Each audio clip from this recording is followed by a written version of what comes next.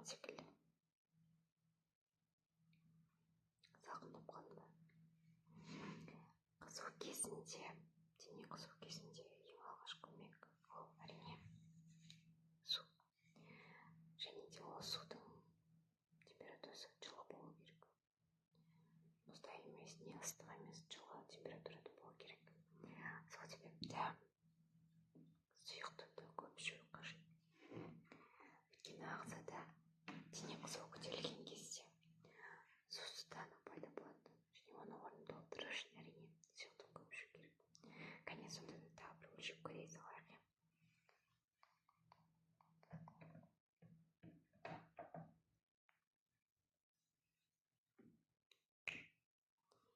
Құлағымнан өлшеп көрейік. Ол өте жылдам әрі тиімді тексеру болып табылады. Сондықтан құлағыңды жақындат.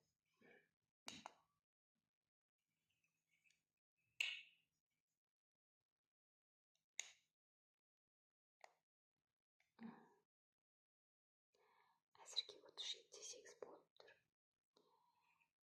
Әзірге жылысуды тоқтатпаймыз. Әр 2 минут сайын бір жұтым болсын. Міндетті түрде су ішіп отыру қажет. Қазір 5 минуттан кейін тағы да өлшейміз.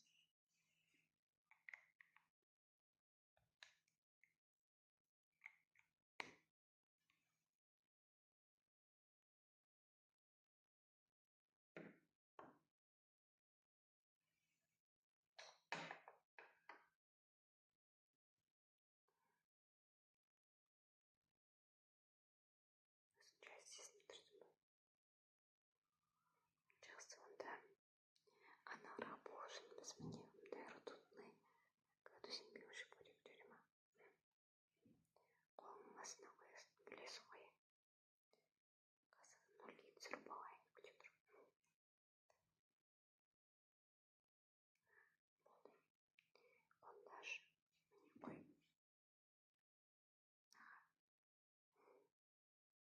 Жақсы. Қазір 5 минуттай күтейік. Оған дейін сен қайда сақындап жүргеніңді айта ғой енді. Сақындағансың. Қазір өзі сондай құбылмалы кезең.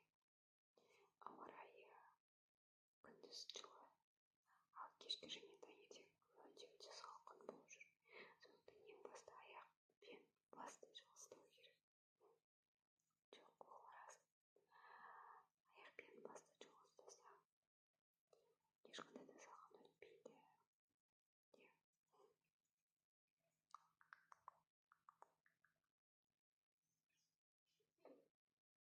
Болып қалған сияқты. Кәне бері ғой.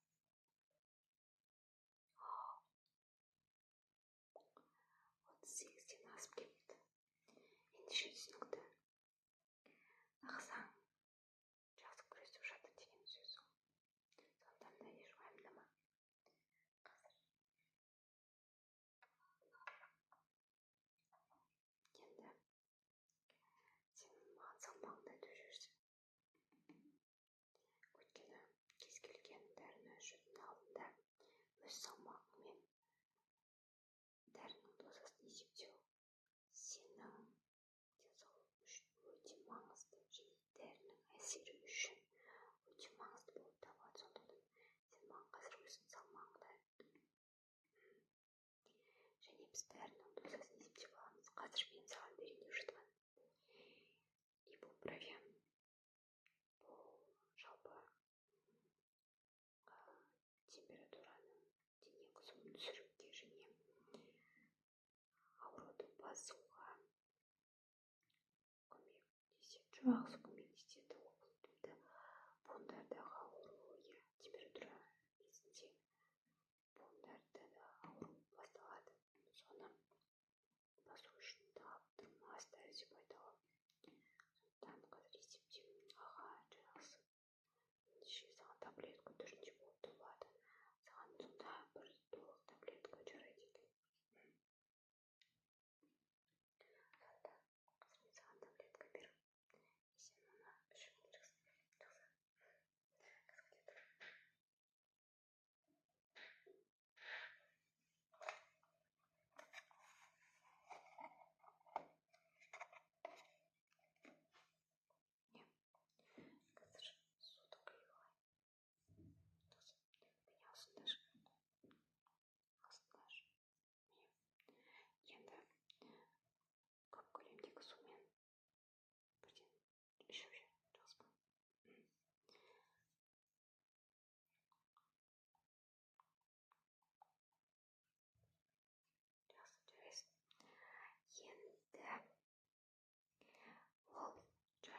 ішінде толықтай әсер етуі қажет деп те уайымдама. Қазір түседі. Егер оған да түспеген жағдайда және температура одан да жоғары дәрежеге көтеріліп жатқан жағдайда, онда мен саған укол салатын боламын, екпе салатын боламын. Сол үшін түк те уайымдама. Түзетемін өңдеп. Әзірге күтейік. 4 сағат күлемін де, жарай ма? Қазір енді кішкене ұйықтап көр. Ұйықтап дене қызуың кішкене түсуі мүмкін.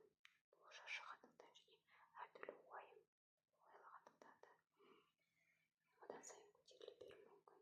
Енді жатып тыныш ұйықтап көр. Осы жағдайда кішкене болсын төмендетуге әсерін тигізеді деп ойлаймын. Жарай ма? Жақсы. Көзіңді жұм. Тек жақсы нәрселер ойла. Қазір күздің кезі, күздің уақыты. Көптеген адамдарда бұл кезде негізі көңіл күйінің ауыспалы, яғни күндіз басқа, кешке басқа, яғни адам өз-өзін түсіне алмайтын кезде де болады екен. Ал негізі көре білген адамға әрбір мезгілдің өзінің тамаша әсерімен көрінісі бар деп айта алар едім. Өйткені күздің өзі керемет емес пе? Жаңбырдың дыбысы, ағаштардың жапырақтарынан айырылуы және жапырақтардың жерде сондай әдемі сурет салуы, оның барлығы көре білген және түсіне